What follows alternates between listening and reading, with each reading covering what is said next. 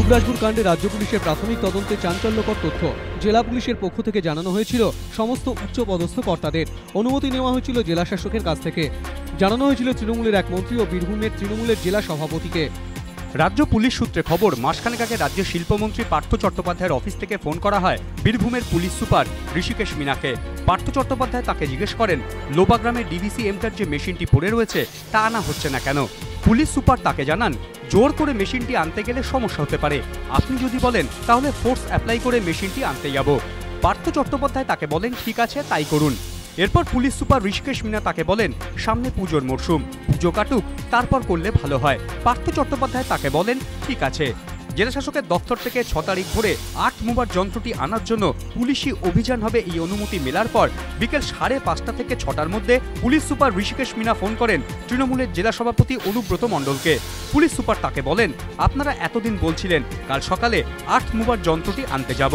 Anubrata Mondal police সুপারকে বলেন, আমি কলকাতায় যাচ্ছি, দলের স্থানীয় নেতাদের বলে দিচ্ছি, কোনো সমস্যা হবে না। এরপর সন্ধ্যে 6টা নাগাদ পুলিশ সুপার ফোন করেন বীরভূম জেলার মন্ত্রী চন্দ্রনাথ সিংহের সিএ রানা সিংহকে। তাকে ঋষিকেশ মিনা বলেন, কাল ভোরে আমরা যন্ত্রটি আনতে যাব, আপনি স্যারকে বলে দেবেন। অবশেষে রেহাই পেলেন মোহাম্মদ আজহারউদ্দিন। ম্যাচ ফিক্সিং এর দায়ে আজহারের উপর বিসিসিআই এর আজীবন নির্বাসনের সিদ্ধান্ত তুলে নেওয়ার নির্দেশ দিল অন্ধ্রপ্রদেশ হাইকোর্ট। বৃহস্পতিবার অন্ধ্র হাইকোর্ট রায় জানায় যে আজহারের উপর আজীবন নির্বাসনের সিদ্ধান্ত সঠিক নয়, ফলে বিসিসিআইকে নির্বাসন তুলে নিতে হবে। এরপর বিসিসিআই কি সুপ্রিম কোর্টের দ্বারস্থ হবে? ইঙ্গিত সেরকম হলেও এদিন বোর্ডের মুখপাত্র রাজীব শুক্ল কোনো স্পষ্ট মন্তব্য করেনি। ম্যাচ ফিক্সিং এর দায়ে 2000 সালে বিসিসিআই আজীবন নির্বাসনে পাঠায় আজহারকে। ব্যাঙ্গালোরের বোমানহিল্লিতে রঙের কারখানায় আগুন। আজ সকাল 9:25 নাগাদ কারখানাটিতে আগুন লাগে। দমকলে 24টি ইঞ্জিন আগুন নেভানোর কাজ করছে।